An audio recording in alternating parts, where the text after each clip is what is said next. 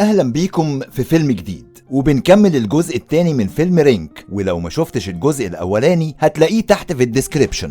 وبيكون انتهى الجزء الاول بقتل شيف لرينك، وبيكمل فيلمنا النهارده بسقوط شيف على عربيه من بعدها على الارض، وبتيجي عربيه وبيخرج منها عصابه وبيخطفوه قبل ما الاسعاف ما توصل. وبيفوق شيف وبيلاقي بعض من الدكاتره موجودين معاه، وبيلاقي نفسه تحت تاثير المخدر علشان الدكاتره بتعمل ليه عمليه قلب. وبيجي شخص اسمه جوني وقت العمليه وبيطفي السيجاره في قلب شيف، لكن الدكاتره بتتخانق معاه وبتخرجه بره. وبنشوف بعد كده الدكاتره وهي بتستخرج قلب شيف وبيدوله قلب تاني صناعي، وبيفقد الوعي وبعدها بيفوق. وبيسمع 2 من الدكاتره وهم بيتكلموا مع بعض ان هم ركبوا ليه قلب صناعي علشان يقدر يعيش وياخدوا بقيه الاعضاء بتاعته. لكن فجاه بيقوم شيف وبيقتلهم وبيفك الاجهزه اللي موجوده على جسمه ما عدا الجهاز الاساسي، وده بيكون عباره عن بطاريه متوصله بالقلب الصناعي. وبيبدا يحاول يهرب من المكان اللي هو موجود فيه، لكن بتبدا افراد العصابه تطارده وبيقدر يتخلص منهم واحد ورا التاني ما عدا واحد منهم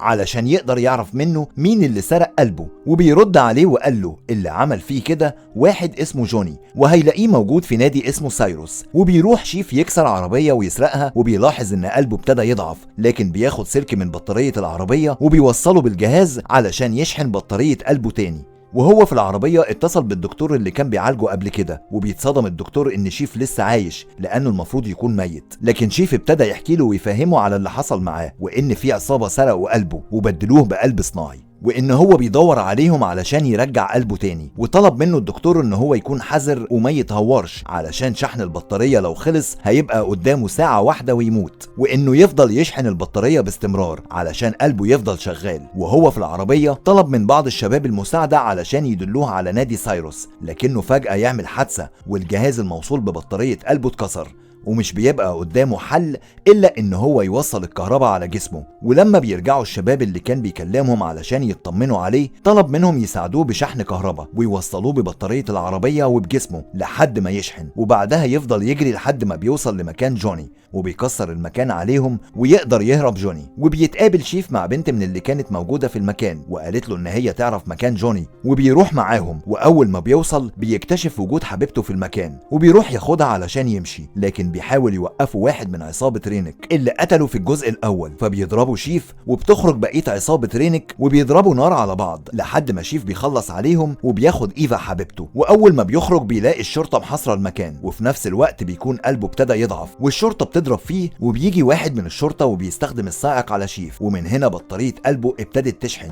وبيقوم يكسر فيهم واحد ورا التاني. وبياخد إيفا وبيهرب معاها في عربية الشرطة، وبتحاول الشرطة إن هي تقبض عليه، لكن بيظهر أخو كايلب اللي اتقتل في الجزء الاول وبينقذه. واتكلم مع شيف وقال له ان هو رجع علشان ينتقم من اللي قتلوا اخوه، لكن شيف قال له ان اللي قتلوا اخوه كلهم ماتوا. وطلب منه شيف لو كان يعرف جوني او مكانه، فقال له ان جوني دايما بيبقى موجود في سباقات الخيول. وبيروح شيف وبيبدا يدور عليه لحد ما بيلاقيه، وبيشوف جوني شيف وبيجري منه لحد ما يلاقي عربيه وبيهرب. بعدها بيتقابل شيف مع شخص وبيركب معاه عربيته، وبيبدا يحكي له الشخص ده عن اللي حصل معاه وان السبب هو زعيم العصابه وبيكون اسمه بوندونج، وده راجل عجوز كبير في السن، وان قلبه تم اتلافه بسبب كبر سنه وكان هيموت. فقرر ان هو ياخد قلب شيف علشان راجل قوي ومش بيتأثر بأي حاجة. وبعد ما سمع شيف من الشخص ده اللي حصل معاه افتكر ان هو هيساعده، لكن في الحقيقة بيطلع ان هو بيدور عليه علشان يسلمه للزعيم وياخد المكافأة. فأخد شيف المسدس وقتله هو ورجالته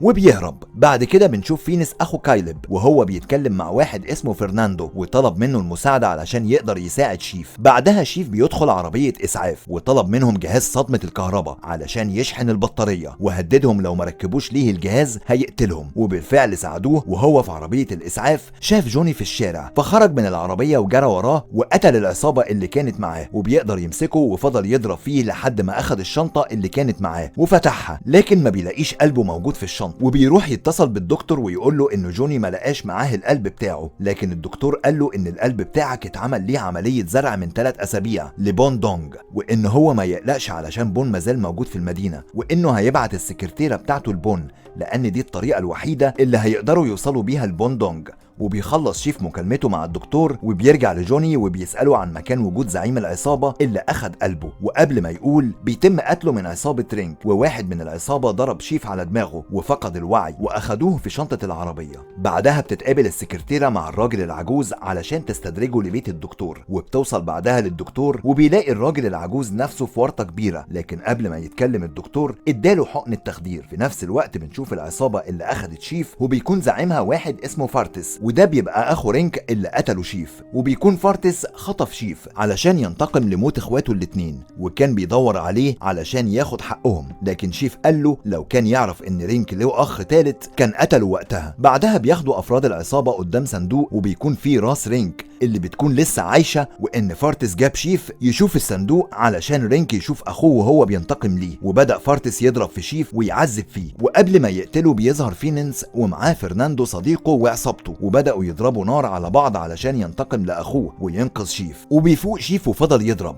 وبعدها بيروح للصندوق اللي فيه راس رينك وشاطها جنبيها جون، ومن هنا بدأ قلبه يضعف وبيروح فارتس علشان يقتله، لكن بيقدر ينقذه فينس، وبيشوف شيف كهربا ضغط عالي وبيطلع على العمود علشان يشحن البطارية لحد ما جسمه ولع، وراح لفارتس ونزل فيه ضرب وخلص عليه وبيرميه بعدها في المية جنب راس اخوه، وفضل جسمه مولع ومش حاسس بأي حاجة. بعدها اخد الدكتور علشان يعالجه من الحروق اللي فيه، وبدأ في عملية زرع قلبه من تاني، وبيحاول الدكتور يفوق فيه بصدمات الكهرباء، لكن شيف مش بيفوق، فياخد الدكتور ايفا حبيبته وبيمشوا. بعدها بيفتح شيف عينه وبيكون لسه ما ماتش. وبكده بيكون فيلمنا خلص، وما تنساش تزورنا في القناة، هتلاقي ملخصات هتعجبك، وما تنساش تشترك في القناة وتفعل زر الجرس، ولو في فيلم عاوزني ألخصه اكتبه في التعليقات. سلام.